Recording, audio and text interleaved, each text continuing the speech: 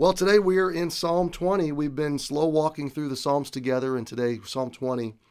This is a two-part psalm, and it goes together with Psalm 21. So Psalm 20 is before the battle. Psalm 21 is after the battle.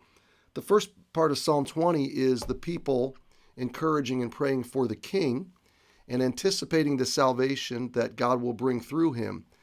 And in that way, it does very much foreshadow the Messiah.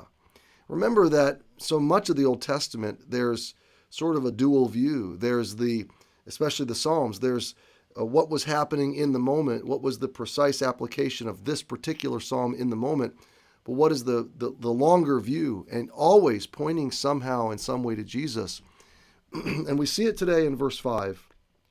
After the people pray for the king and are asking God to hear him and send help from the sanctuary, and remembering the sacrifices and the offerings. Verse 5 says, "We will rejoice in thy salvation, and in the name of our God we will set up our banners. The Lord fulfill all thy petitions."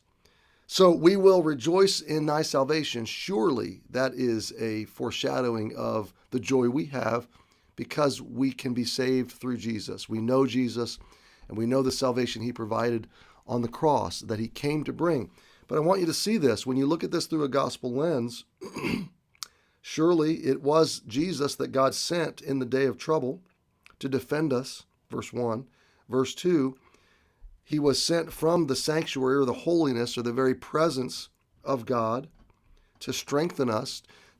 His grace is everything we need that we don't have, okay? Everywhere we fall short, his grace makes up the difference. His grace is the strength we don't have in and of ourselves. Remember thy offerings and accept thy burnt sacrifice. Jesus was the final offering, the final sacrifice. He was consumed for us, okay? And then grant thee according to thine own heart and fulfill all thy counsel. What was the heart of Jesus? To seek and to save that which was lost. For the joy that was set before him, and fulfill all thy counsel. Well, of course, Jesus, all of his words are true. All of his words will be true and will come true. All of his promises are reliable. So we can, this week, Thanksgiving week, rejoice in his salvation. We can rejoice in the name of our God. How many names are there in the world that we are tempted to rejoice in? Political names, athletic names, leading figures, entertainers, our favorite sports players, our favorite personalities on TV or in movies, entertainment industry, our favorite leaders in various industries. We rejoice in their names, but there is no name greater to rejoice in. There's no deliverance greater. There's no blessing greater than the blessing that comes in the name of our God. And now look at what they say. And in the name of our God, we will set up our banners. Now, this was reminiscent of the banners that identified the tribes of Israel, okay? As they gathered or as they marched, they marched under a banner that identified them with their tribe, okay? So think of it this way. It's an identification marker. It's a marker of who you belong to, but it's a public identification marker. So it's a little bit like baptism, or to use a sillier illustration, it's a little bit like wearing your favorite brand or wearing your favorite shirt for your favorite team or your favorite player. You are you're bannering, you're branding yourself as a loyalist, a fan, okay?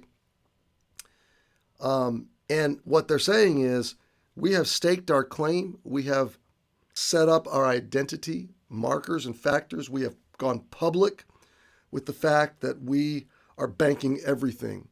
And we're resting everything, and we are entrusting everything to God, and we are unashamed to be identified as followers of God. And we know we will rejoice in his salvation. What a great thought. The Lord, and then this is the end of the prayer of the people, the Lord fulfill all thy petitions. The Lord fulfill all thy petitions.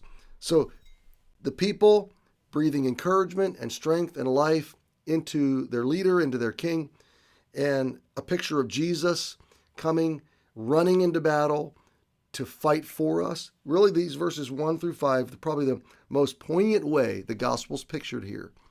is that the people need a defender, and they're praying for their defender. And their defender is riding off, getting ready to ride off into battle, and they're anticipating the salvation that will be given to them because of their representative that is fighting the battle for them. And that's the gospel. Jesus fought the battle for us. He rode into battle as our king and priest and final sacrifice, and he rode out of battle victorious.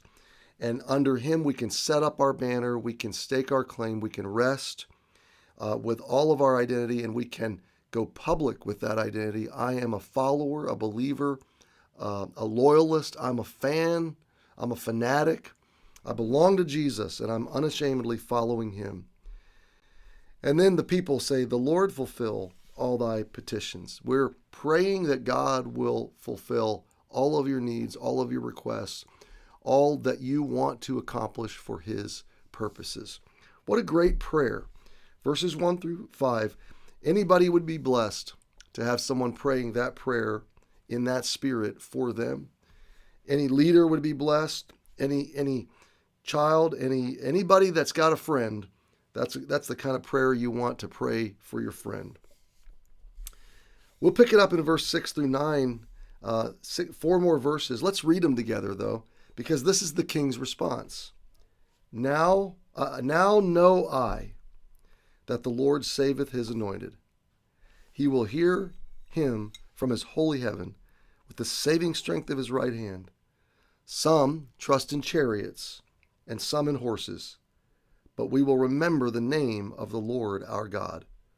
They are brought down and fallen, but we are risen and stand upright.